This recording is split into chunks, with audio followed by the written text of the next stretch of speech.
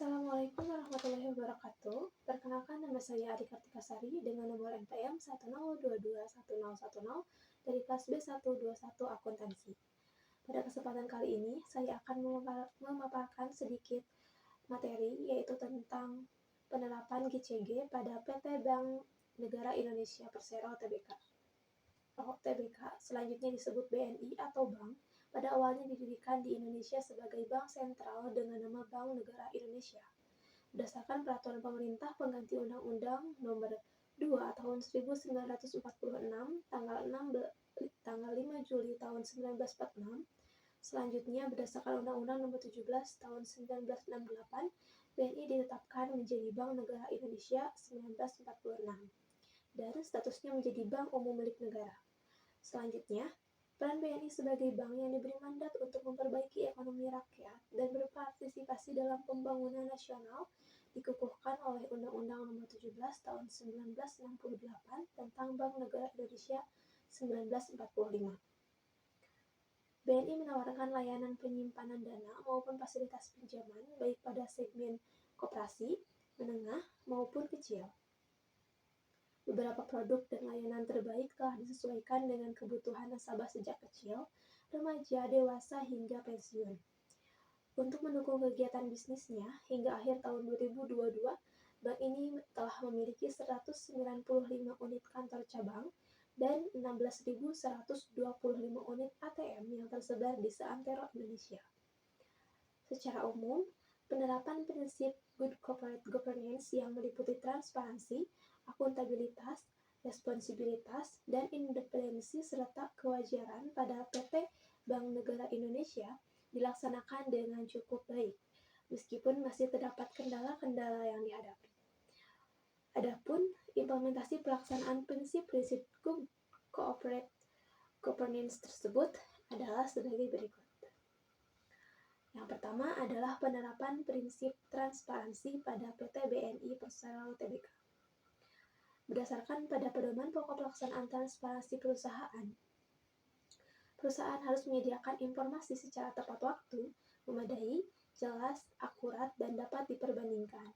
Maka Bank BNI telah melaksanakan setiap tahunnya dengan menyediakan akses kepada stakeholder untuk mengakses laporan keuangan.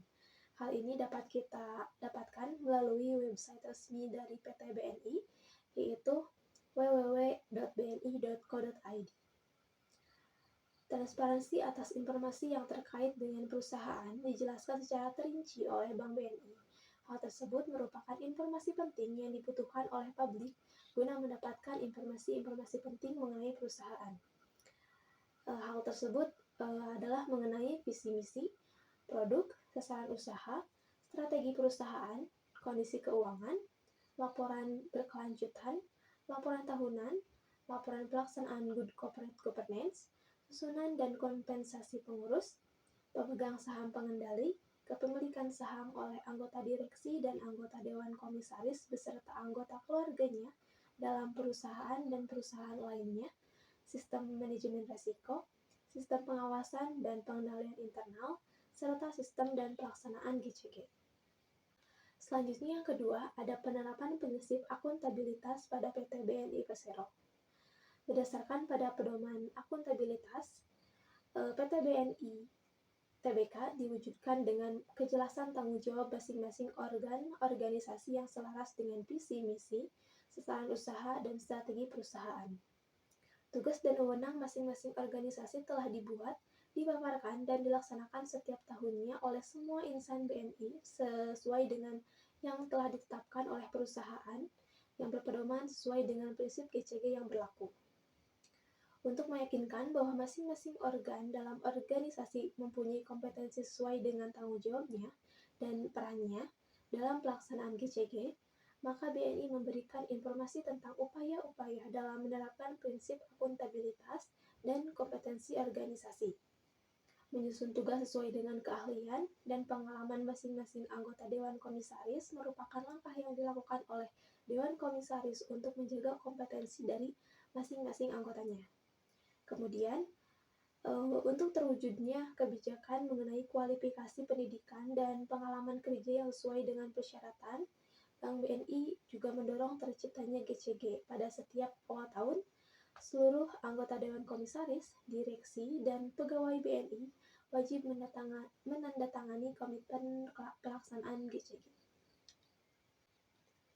Lalu untuk yang ketiga ada penerapan prinsip responsibilitas pada PT BNI Persero Tbk. Untuk prinsip pertanggungjawaban dari PT BNI ditunjukkan oleh insan BNI yang selalu mematuhi peraturan perundang-undangan yang berlaku sesuai dengan prinsip GCG. Laporan keuangan disusun secara baik dan akurat. Hal ini dibuktikan dengan kebijakan akuntansi yang dipakai oleh Bank BNI dalam laporan keuangan konsolidasian telah disusun sesuai dengan standar akuntansi keuangan atau PSAK di Indonesia yang dikeluarkan oleh Dewan Standar Akuntansi Keuangan Ikatan Akuntan Indonesia. Dalam tanggung jawab atas komitmen manajemen, Bank BNI telah melakukan rapat Dewan Direksi setiap tahunnya, membahas berbagai persoalan dan atau strategi pengelolaan perseroan. Dari rapat-rapat tersebut, persoalan atau strategi yang dibahas dan diputuskan bersama dalam rapat direksi. Bidang-bidang yang dikaji dalam tersebut adalah bidang kepengurusan, bidang manajemen risiko, bidang pengendalian internal, dan bidang GCG. Lalu yang keempat ada penerapan prinsip independensi pada PT BNI Persero Tbk. Dalam rangka penerapan GCG, perusahaan harus dikelola secara independen sehingga masing-masing insan perusahaan tidak saling mendominasi atau melempar tanggung jawab antara satu dengan yang lain, dan juga tidak dapat diintervensi oleh pihak lain. Bank BNI telah menerapkan prinsip independensi, yaitu mewajibkan karyawan untuk tidak terikat dengan aktivitas politik. Kewajiban ini dimuat dalam Code of Conduct tentang aktivitas politik yang dibuat oleh Bank BNI. Isi dari Code of Conduct tersebut menetapkan dengan sangat jelas bahwa seluruh insan BNI tidak diperkenankan mengikuti berbagai aktivitas politik. Selain itu, guna memenuhi pelaksanaan independensinya, agar tidak saling mendominasi karyawan, Bank BNI juga tidak diperkenankan menerima pemberian dalam bentuk apapun. Pernyataan ini termuat dalam Code of Conduct perusahaan tentang pemberian dan penerimaan hadiah atau gratifikasi. Lalu yang kelima ada penerapan prinsip kewajaran pada PT BNI Persero Tbk. Berdasarkan pedoman di atas, PT BNI tidak memperhatikan kepentingan stakeholder dengan penyajian yang wajar tentang bagi hasil pendapatan bank. Untuk memastikan pelaksanaan efektivitas fungsi audit ekstern, maka bank telah memenuhi ketentuan mengenai hubungan antar bank, kantor akuntan publik, BI, dan sebagaimana diatur dalam ketentuan Bank Indonesia tentang transparansi kondisi keuangan bank. Upaya meningkatkan kewajaran dalam penanganan dan penyelesaian terhadap pegawai yang melakukan kesalahan untuk meminimalkan ketidakpuasan dari karyawan tersebut, maka dilakukan dengan melaksanakan mekanisme atau tata cara penanganan yang telah disusun oleh Bank BNI. Dengan demikian, jika terjadi suatu permasalahan, mekanisme ini bisa digunakan untuk memperjelas apakah langkah yang dilakukan apabila ada suatu masalah terhadap karyawan. Mungkin cukup sekian yang bisa saya sampaikan. Terima kasih.